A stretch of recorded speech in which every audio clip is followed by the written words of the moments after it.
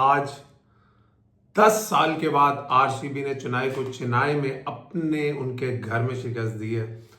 और being RCB fan obviously बड़ी खुशी हो रही है कि after so many years RCB की जो टीम की एक शेप है, जो एक बैलेंस है।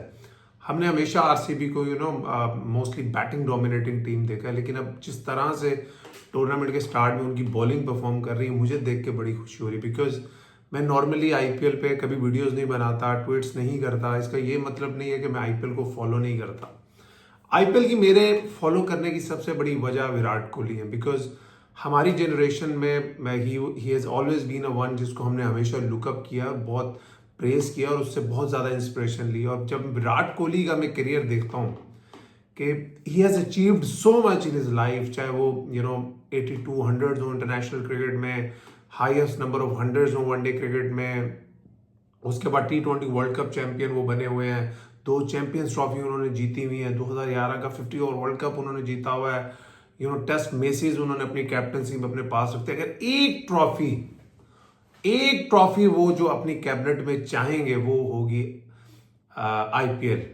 It's been so many years, almost 2 decades होने वाले हैं। Is been playing for the same team और उनके इमोशंस इन्वॉल्व होते हैं। हमने बहुत दफा उनको टीयर्स में देखा है, जितना वो इमोशनली आरसीबी के साथ इन्वॉल्व हैं हमेशा।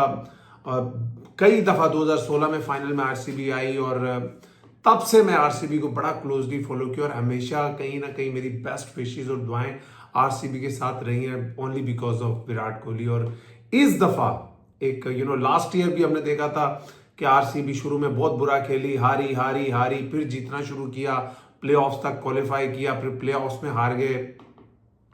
इस दफा जो आरसीबी की टीम की जो एक शक्ल नजर आ रही है ना, उनका स्पिन डिपार्टमेंट देखते हैं, चाहे उनके हैजलवुड की आप फॉर्म देखें, Bhuvneshwar Kumar is still ball being very useful, Dayal जो खेल रहे हैं left arm fast bowler, he looks a very good.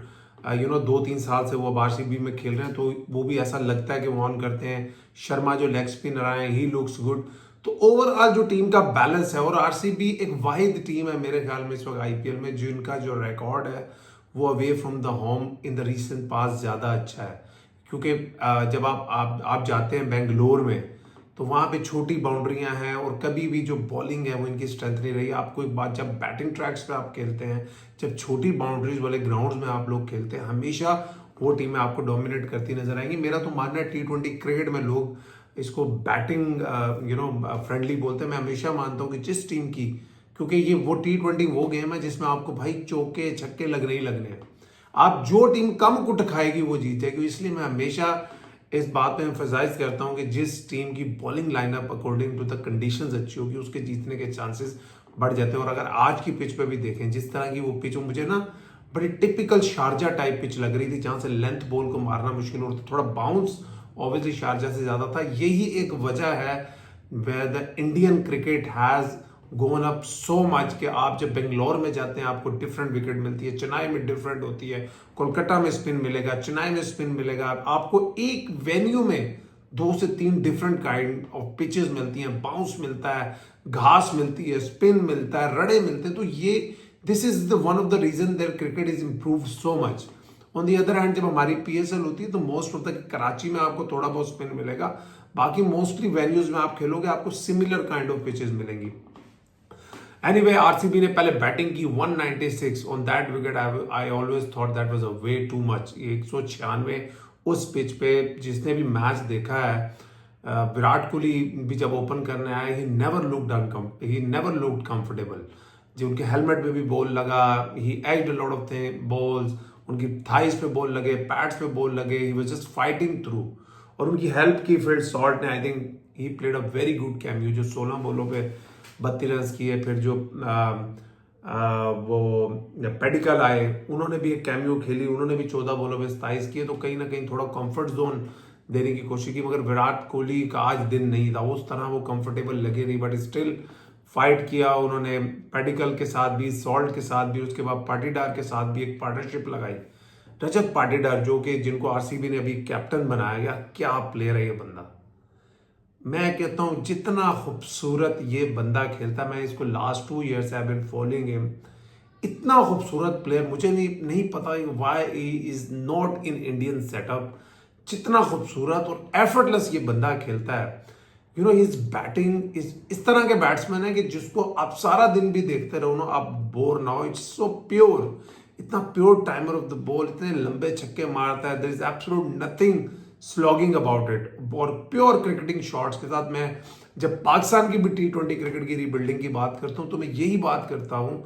अगर आप मेरे पिछले कोई व्लॉग्स मेरे लोग देखते हैं कि भाई आप इस तरह के बैट्समैन स्काउट करो, ढूंढो डोमेस्टिक क्रिकेट से जो क्रिकेटिंग शॉट्स खेलते हो और हवा में खेलते हो, बजाय इसके कि आप सारे वो पावर हिटर्स ढूंढने लग जाओ जो बस टांग क्लियर करते हैं और मिड विकेट और मिड ऑन पे हिट मारते हैं। तो उस पॉइंट ऑफ व्यू से देखो, I think it's been Patidar की इनिंग्स थी, वो डिसाइडिंग फैक्टर थी। कैचेज उनके जरूर छोटे, जो चेन्नई सुपर किंग्स थी वो क्लूलेस लगी।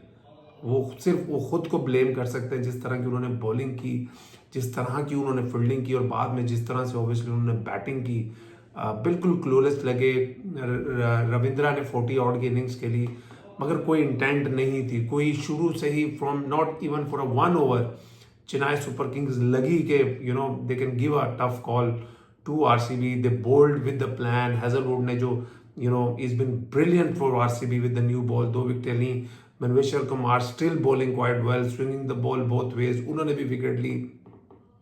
जो सबसे अच्छी चीज मुझे लगी, जो यू नो दयाल जो लेफ्ट आर्म फास्ट बॉलर हैं, ये वो फास्ट बॉलर हैं यू नो कि एक बैकअप के तौर पे फास्ट बॉलर आपको चाहिए होता है जब आपके ऊपर के 2 फास्ट बॉलर। हमेशा हमने देखा है इन द पास्ट आरसीबी यहाँ पे स्ट्रगल करती रही है। आरसीबी के पास कभी उस तरह का क्वालिटी स्पिनर नहीं आया। इस दफा भी कोई बड़ा नाम का स्पिनर उनके पास नहीं है, जो कि मुझे अभी भी लगता है कि जब you know they will play on a total batting friendly या स्मॉल बाउंड्रीज पे, जब वो जाके बेंगलोर में खेलेंगे तो वहां पे उनका टेस्ट होगा, क्योंकि आरसीबी एक ऐसी टीम है जो अपने घर पे बहुत ज्यादा स्ट्रगल करती है।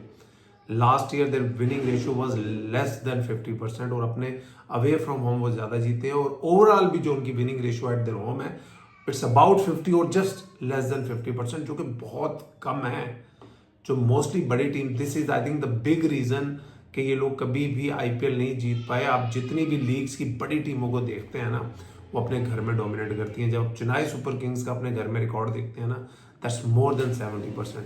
अगर आप मुंबई का अपने घर में रिकॉर्ड देखेंगे, that would be around that as well. जो चैंपियंस टीम होती है वो अपनी होम कंडीशंस में दूसरी टीम को करीब नहीं लगने देती। और हमेशा मेरी शिकायत आरसीबी से यही रही है कि you know they need to pick extraordinary bowlers, they need to invest a lot of money into their bowlers अगर वो जीतना चाहते हैं। बट दे ऑलवेज इन्वेस्ट करते हैं वो अपने बैट्समैनों पे। इस दफा भी देखें तो वो बैटिंग स्ट्रेंथन टीम आपको ज्यादा लगती है। जब ये बेंगलोर में जाएंगे देन इनका पता चलेगा। अगर आप चेन्नई की बात कर ले, आई थिंक जिस तरह उन्होंने बैटिंग की, they looked clueless, it was a one sided affair.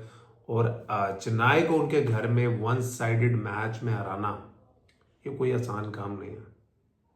And my support would be with RCB throughout this tournament. I would be covering all RCB games. I've never done that before, but you know, just for the sake of support to the you know hero of our generation, Virat Kohli, and I really want him to lift this IPL trophy. और इस दफा कहीं ना कहीं वो RCB में वो चीज नजर आ रही है। They have never been a good starter of the tournament, but इस आईपीएल में अगर आप देखते हैं, पहला मैच भी डोमिनेट करके जीते हैं, यह मैच भी डोमिनेट करके जीते हैं, तो RCB looks to be on the right track and let's see how it goes. But congratulations to them. अपना ख्याल रखिए, जल्द मुलाकात होती है।